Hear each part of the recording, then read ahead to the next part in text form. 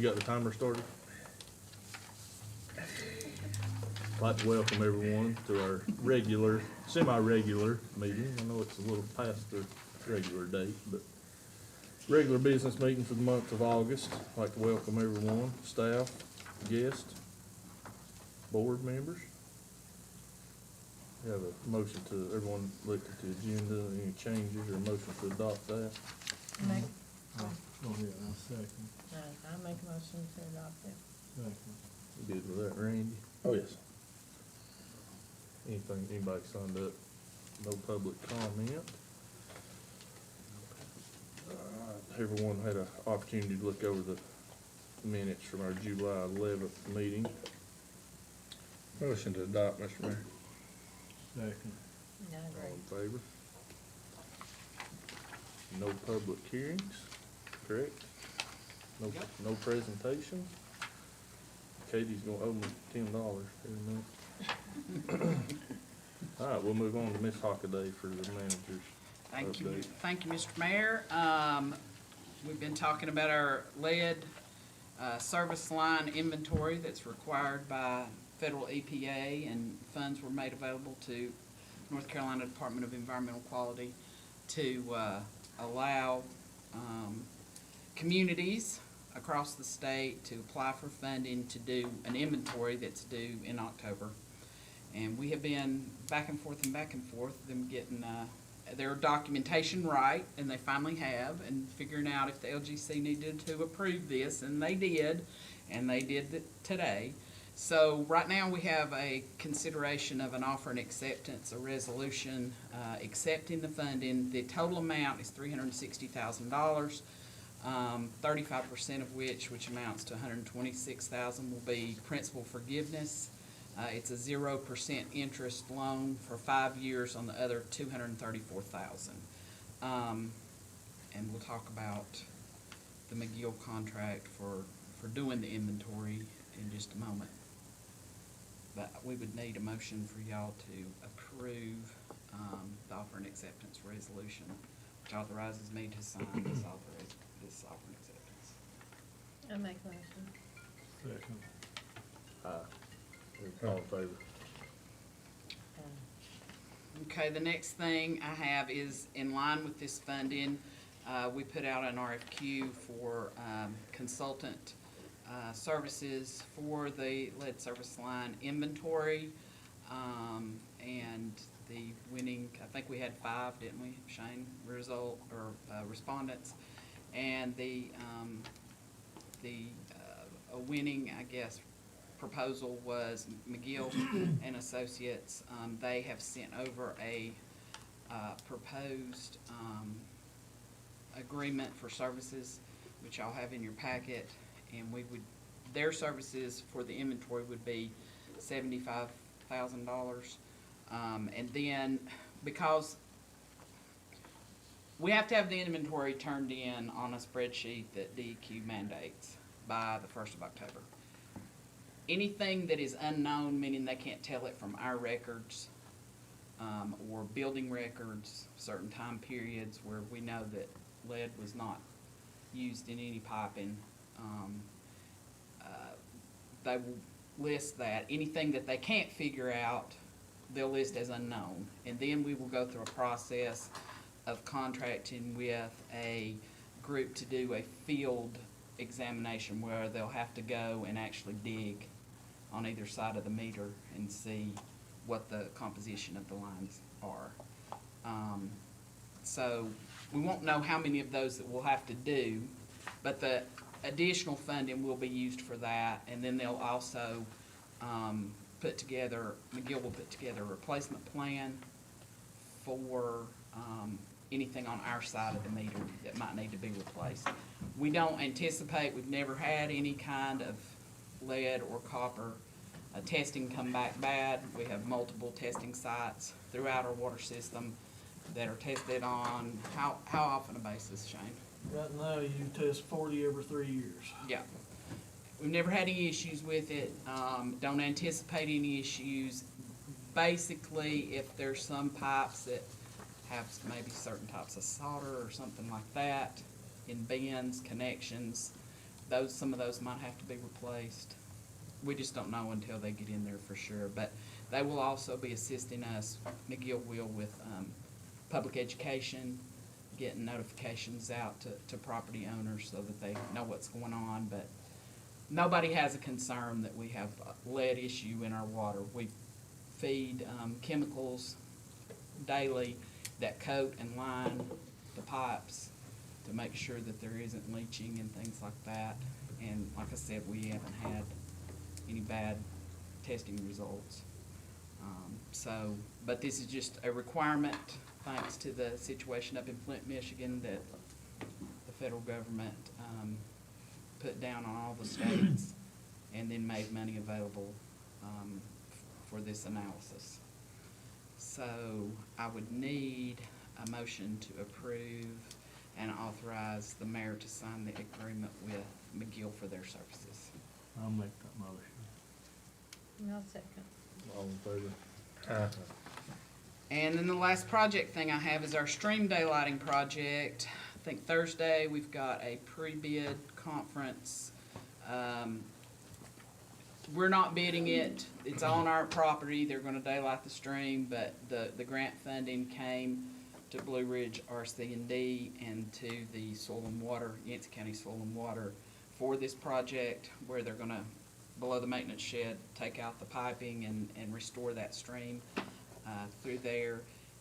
In order for the state to provide the funding for it, they need a restrictive covenant to be placed on that particular section of property, to ensure that it's not gonna be repiped at some point in the future by us or some future landowner. It's pretty much all in the floodway, flood zone, floodplain. There isn't really anything we can do with it other than open up the stream and make a small pocket park, which is sort of the plan right now. So they have sent a restrictive covenant document, and then I tweaked it and changed some things, sent it back to them, and they agreed. And basically, just need you guys to approve, I guess Russell to sign, authorize him to sign the document, which will be recorded in the deed registry. Any questions on that? Have a motion to approve that authorization for me to sign. I'll make that motion. Second that. All in favor? And other than that, all I have is the tax report, which you guys got a copy of this evening, and everything's pretty much the same. All right. Thank you, Miss Heather. We'll move on to Mr. Fox of the clerk's update. Thank you, Mr. Mayor. The only item I have for you tonight is the road closure request from the Yancey County Republican Party. They're looking to close the entire square from 6:30 to 9:30 on a date that just changed today to September 14th for a political rally with Lieutenant Governor. They thought for safety reasons it would be best if they closed the entire square, and have said that they would like to reach out to the surrounding businesses and make them aware of what's happening. They have requested that on September 14th from 6:30 to 9:30. Is that on a Saturday, I'm assuming? Yeah. Okay, it's previously. Do you have any problems with that, Brian? I don't know that it conflicts or anything currently in the council. Have a motion to approve that request. I'll make that motion. Second. Second. All in favor? Yeah. Motion carries. Appreciate that. That's all I have. Thank you, Chad. Move on to department updates. Mr. Shane Dale with Public Works. Thank you, Mr. Mayor. Really, the only thing that I have is, I had let you all know that Baker's Creek last month was pretty well about finished, and we're still doing some small finishing touches, I guess you could say, on it. They're finishing up the SCADA system and all that, and I think that will be complete tomorrow. Pump station's been doing great, it's a wonderful thing. And the other thing is crash sparing on life is good. That's pretty well all I have. Thank you, Shane. All right, Miss Leslie with the Okay, thank you. finance report. Thank you, sir. I sent out the overtime and the budget versus actual. It's not too bad yet. Except, some of them's gotta work a lot, that's all it is. Next time it'll look pretty bad, cause there's a lot of people had to work a lot of overtime. The next thing is the project ordinance on this lead line survey that service she's been talking about. I tried to break it out to where it was easy to understand. Repayable loan proceeds at $234,234, and the loan forgiveness, which is this amount, or 5%, whichever is smaller. And then our closing costs will be $7,200. Best I remember, those are non-reimbursable, so we have to pay those. And I'll probably need to do some kind of budget amendment next month to know. I gotta ask Sharon where to put it. Same thing on expenses, closing costs, loan administration, $20,000 for the COG, and then all the other stuff, basically, in it is the $342.34. But I did kick up the bottom line just by the 72 for the closing cost. I updated mine since we sent it out to you guys. In section number 6, where it says funds may be advanced from the enterprise fund for the purpose of making payments as due, I put and general funds as well. Because right now, we're holding like $350,000 on Baker's Creek. We've paid for all of the construction costs right now, and Michelle forgot to send that one in. So it'll probably be Labor Day before we get it back. So we got a lot of projects, a lot of water projects, and I just gotta watch the cash flow. So we've added the general fund. So I just wanted to let you be aware of that, but we would advance it and then just pay it back. So we need a motion to Yeah. approve that ordinance. I'll make that motion.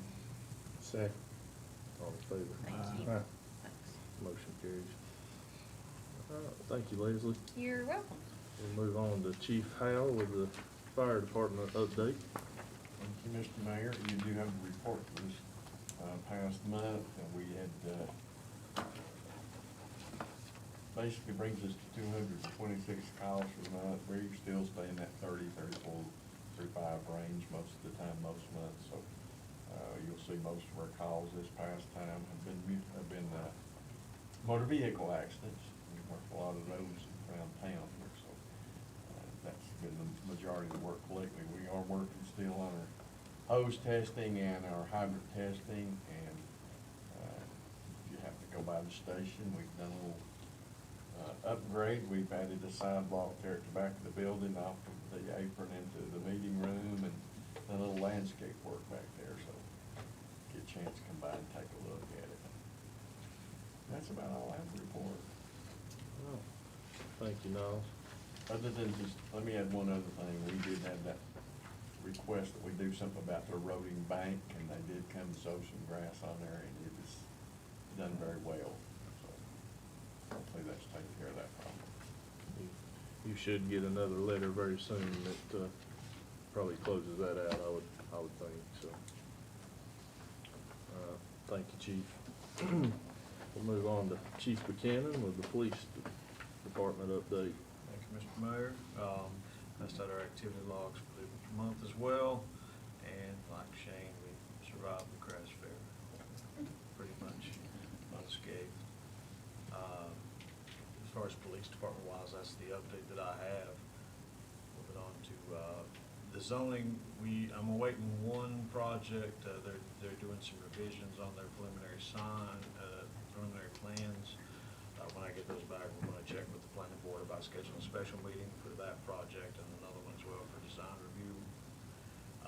And the only other thing I have is I did attend a virtual revealing, I guess, guess, of the new preliminary flood maps that have been released. Within city limits, the changes are minimal. They're really on the far ends, and they just expanded the floodway area slightly. If anybody would like to look at those, I have a link that I can show those to you, but it really affects very few properties within city limits. I think there's a lot more in the county that's affected with changes, but within city limits, the changes were pretty minimal. Thank you, Brian. All right, Mr. Corbin. Thank you. I'll be the third to say, we survived the Crafts Fair as well. Everybody's gonna say that but Elaine. Yeah, I know. Elaine's still trying to determine if I've survived. We have 22 events for this month, a little lighter than normal.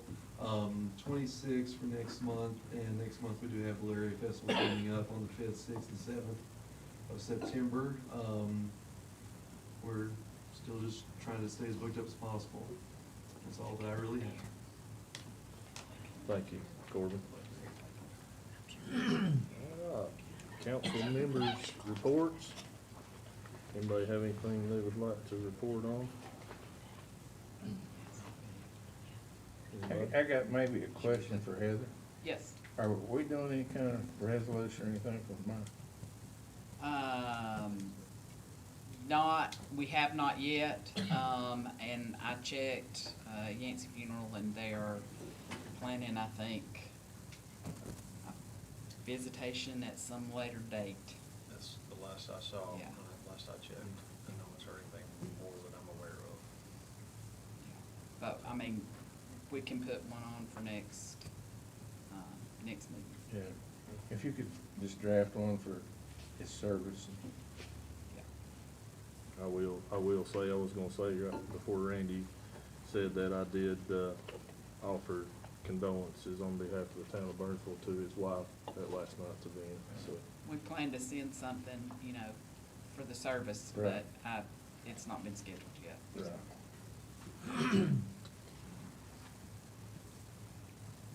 All right. Anyone else have anything? All right, we'll move on to Miss Elaine. We'll see if she survives. She's Mark, moving, yeah, she's what moving a did little. it say on social media? Mark say I'm telling from you, the I feel like Burnsville that Crafts second day Fair? after a car wreck. Yeah. It's like today, I'm just like, ugh. So no shock, I'm reporting on the Mount Mitchell Crafts Fair, which we had great weather for the most part. Load-in was a little wet, but the next 2 days were absolutely gorgeous, so a nice trade-off. Had good crowds this year, I think. 90% of our vendor surveys came back either excellent or very good. Lots of comments on how awesome the town is and that there's just not a better venue to hold this, which I happen to agree with. Some things that we'll be tweaking over the next year. I asked our vendors to give us constructive feedback on the surveys and things that a lot of it has to do with load in or load out and parking and that sort of thing. So we'll be looking at ways that we can fix that or tweak that a little. I want to extend a special thanks to Brian and the Burnsville Police Department for keeping the event safe and secure, always a challenge when there's that many people. Another to Shane Dale and his team for making things go flawlessly. It's hard to believe how quickly this town returns to normal after an event that has that many people and that many vendors set up in it. And finally to Corbin and his team for keeping the facilities sparkling and everything wonderful. And we're already starting to look at planning the winter festivities, so of course the Christmas parade and the Merry Main Street, and already looking ahead to Crafts Fair 2025. We start planning the minute we get done. Wow. So happy to entertain any questions or any feedback from the Crafts Fair that you might have yourselves. We're just glad to see you here, because that means that you didn't walk away. Oh my gosh, it's so much fun. It is astounding, though. I did about 50,000 steps in 3 days and never got farther than there to there to there to there. Is there anyone that keeps up with any type of numbers as far as how many people at all? I mean, is there any way? I don't know. It's Do you just have hard any with so many estimation? access points, it's hard to Yeah. know. Just curious if And I there, think it's also hard to know because it's so spread out that you Yeah. can have thousands of people and it doesn't feel like a crush. I mean, I can tell you that from a vendor standpoint, the vendors that have been here year after year after year said that they felt like attendance was definitely up Up. from what we've had. So that's always a good indicator, because a lot of these people do a lot of different shows a year, so Sure. they've got a better feel for it. But they said Friday was the biggest Friday they've ever seen, which I thought was interesting, so. Good. Yeah, all good news. Well, So, well, thank you very much. You're welcome. All right, Bill, do you have anything to report on from High Country? Yeah, they, one of the guys at High Country, and I don't know, I can't remember his name, that's over the Council for Aging. He gave a report up there, and it's amazing what people can get, elderly people can get, like roofs and house fixing to have their house repaired and stuff like that, and in-home care and everything. I don't know how you go about, I guess, see them, but with this, with the tax situation, I guess there shouldn't be a lot applied. Getting there. I wonder what the income verifications, Why? wonder what the income verifications are on it, you don't know, He did not say that, Fairly low. pretty low. but it was amazing, I was amazed at all the things they offered to.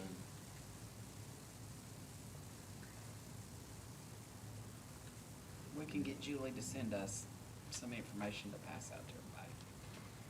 I'm sure she's got it all in Yeah. good form.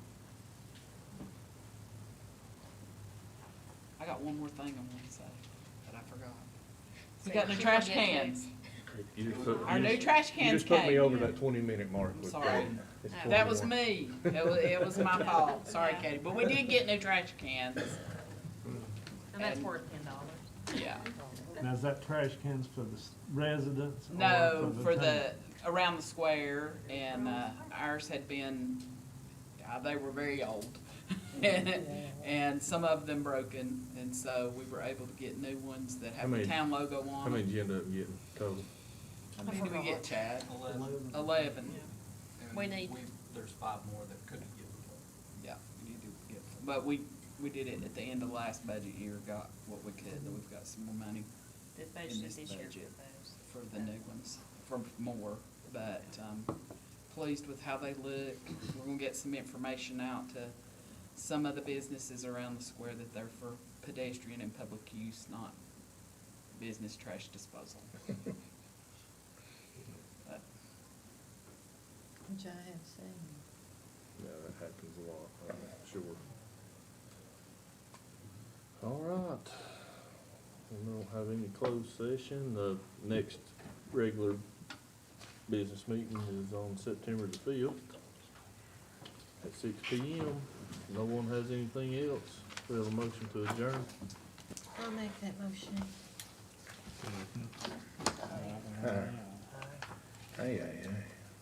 Denise, I'm glad you made it. Sorry we didn't wait on you. Oh, no. I asked Chad, I said, is Denise coming? He said, I think so.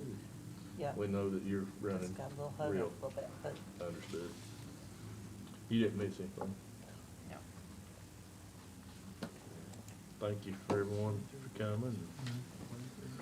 Katie, you owe me $5. That's quicker than 30. I was heavy. I was done. It was me.